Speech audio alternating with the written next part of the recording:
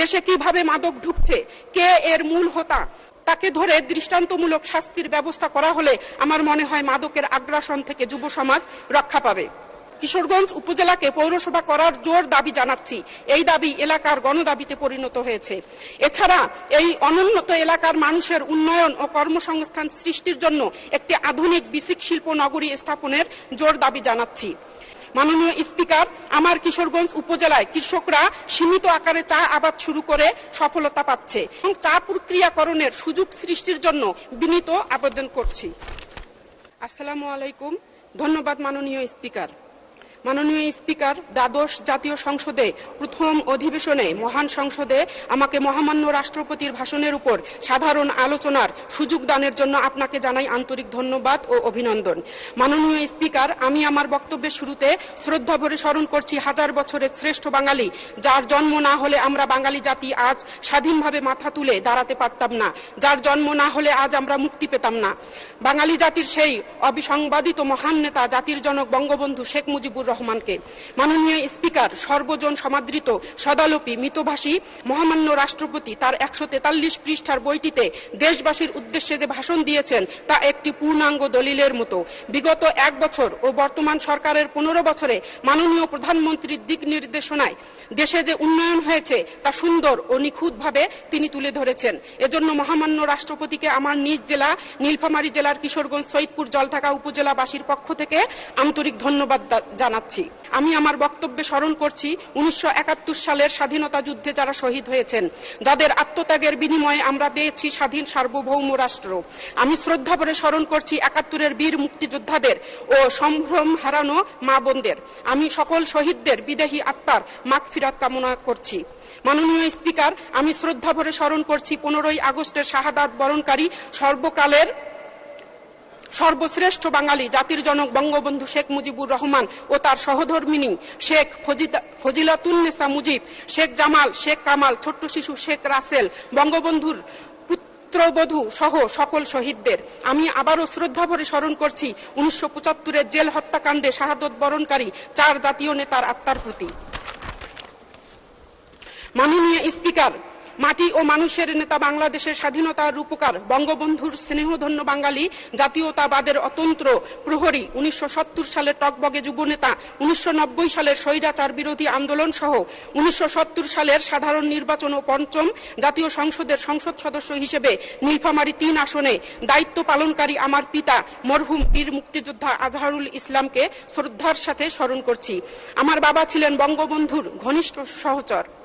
আমার পিতার সুযোগ্য কন্যা হিসেবে এই মহান সংসদে দাঁড়িয়ে আমাকে কথা বলার সুযোগ করে দেওয়ার জন্য আপনাকে অনেক অনেক ধন্যবাদ। মাননীয় স্পিকার, মহামান্য রাষ্ট্রপতি তার লিখিত 143 পৃষ্ঠার এই দীর্ঘ বক্তব্যে বর্তমান সরকারের বিগত 15 বছরে যে উন্নয়ন হয়েছে তা তিনি জাতির সামনে নিখুঁতভাবে তুলে ধরেছেন। এজন্য মহামান্য রাষ্ট্রপতিকে জানাই আন্তরিক ধন্যবাদ।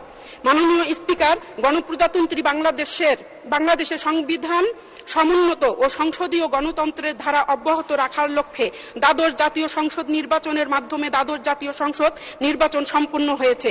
বর্তমান সরকার ক্ষুধা দারিদ্র্য মুক্ত একটি প্রগতিশীল ও অসাম্প্রদায়িক বাংলাদেশ গড়ার লক্ষ্যে নিরলসভাবে কাজ করে যাচ্ছে।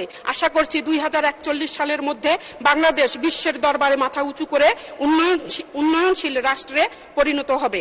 মাননীয় স্পিকার, ক্ষুধা দারিদ্র্য মুক্ত আধুনিক কল্যাণকর প্রগতিশীল ও মর্যাদাপূর্ণ উন্নত দেশ গড়তে, সেই সাথে জাতির জনক বঙ্গবন্ধুর সোনার বাংলা এবং মাননীয় প্রধানমন্ত্রীর ডিজিটাল বাংলাদেশ বিনির্মাণে সমস্ত বাধা বিপত্তিকে দূরে ঠেলে সমস্ত ভয়কে জয় করে মাথা উঁচু করে আমাদের সামনের দিকে এগিয়ে যেতে হবে।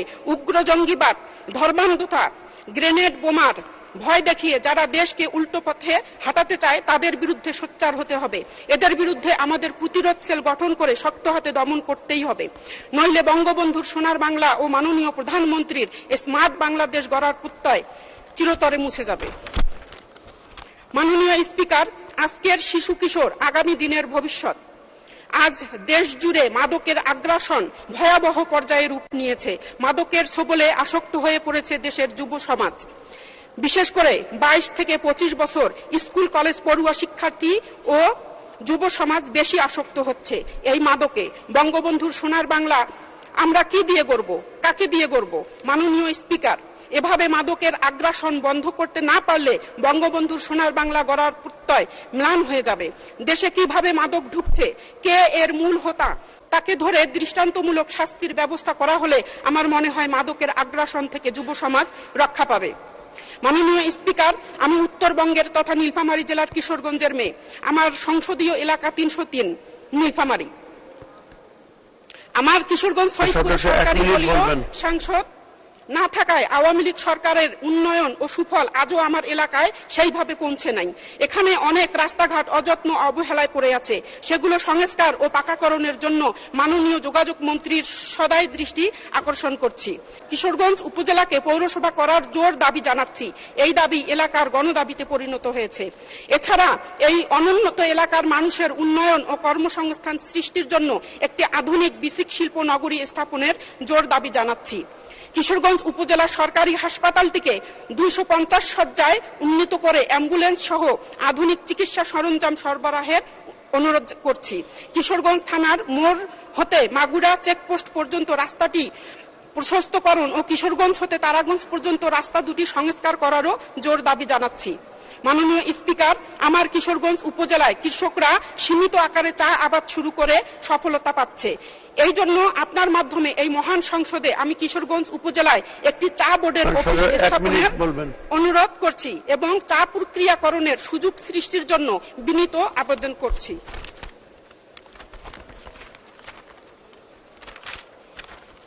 মাননীয় স্পিকার, আমি গণপ্রজাতন্ত্রী বাংলাদেশ সরকারের মাননীয় প্রধানমন্ত্রী শেখ হাসিনার নেতৃত্বে স্মার্ট বাংলাদেশ বিনির্মাণে রূপকল্প ভিশন 2041 সর্বোপরি স্মার্ট বাংলাদেশ বিনির্মাণে সর্বদা বাংলাদেশ মুজিব সৈনিক হিসেবে মাননীয় প্রধানমন্ত্রী দেশরত্ন শেখ হাসিনার হাতকে শক্তিশালী করার লক্ষ্যে কাজ করে যেতে চাই এবং সেই সাথে জাতির জনক বঙ্গবন্ধু শেখ মুজিবুর রহমানের সোনার বাংলা গড়ার স্বপ্নকে বাস্তবায়িত করার লক্ষ্যে নিরলসভাবে কাজ করে যাব ইনশাআল্লাহ। মাননীয় স্পিকার, জাতীয় সংসদ দেশের জনগণের আশা আকাঙ্ক্ষার কেন্দ্রবিন্দু। সরকার সার্বিক আর্থ সামাজিক উন্নয়নে অভূতপূর্ণ গতিশীলতা সঞ্চারণের মধ্য দিয়ে দেশকে উন্নত ও আলোকিত দেশ হিসেবে গড়ে তুলবে, এটাই জাতির প্রত্যাশা।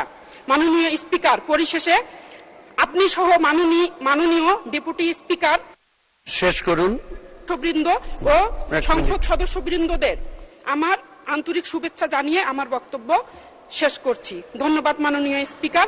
জয় বাংলা, জয় বঙ্গবন্ধু, বাংলাদেশ দীর্ঘজীবী হোক। ধন্যবাদ মাননীয় সদস্য, আপনাকে অসংখ্য ধন্যবাদ।